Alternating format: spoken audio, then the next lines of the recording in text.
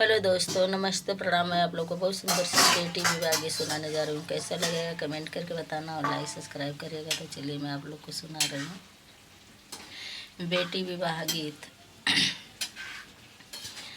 ऊंचे ऊंचे कोठवा उठैया मोरे पापा, उठैया मोरे पापा। अरे नीचे नीचे कटिहा दुआर रे ललनवा। अरे नीचे नीचे कटिहा दुआर रे ललनवा। ओही पड़े आवे न दुल्हा दुलरुआ। अरे दुल्हा दुलरुआ। अरे मऊरू कई डोरी लथरा ले रे ललनवा। अरे मऊरू कई डोरी लथरा ले रे ललनवा। घर में हाउ के बाहर तू धनिया। अरे तू धनिया। अरे थामी ले तू मऊरू कई डोरी रे ललनवा। अरे थामी ले तू मऊरू कई डोरी रे ललनवा। कैसे कथमी प्रभु मऊरू कई डोरिया। अरे मऊरू कई डोरिया। अरे बीच माड़वा पापा ठड़ रे ललनवा। अरे बीच माड़वा पापा ठड़ रे ललनवा। जब तू ही पापा का लाज कैलू धनिया। अरे लाज कैलू धनिया।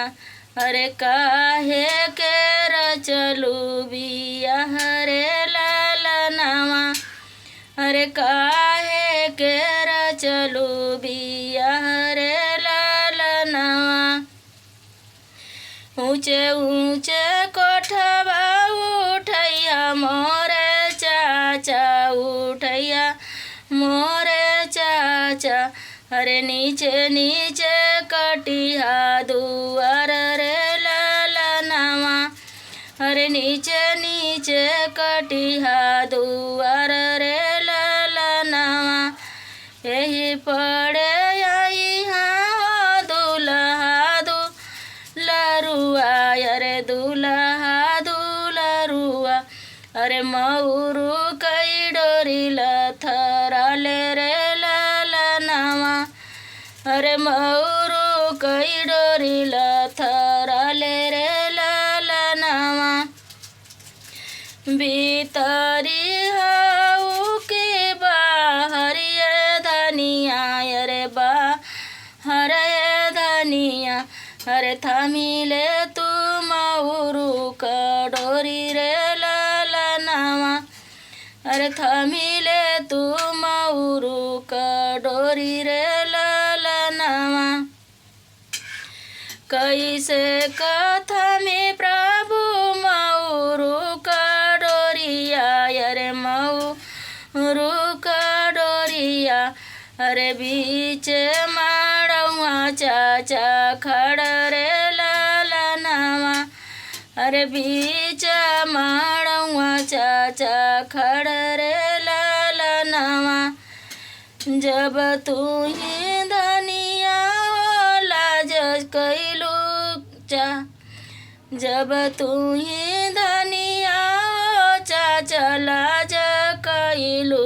अरे चाचा लाज कैलू। अरे काहे के रचलू बियाह रे ललनवा। अरे काहे के रचलू बियाह रे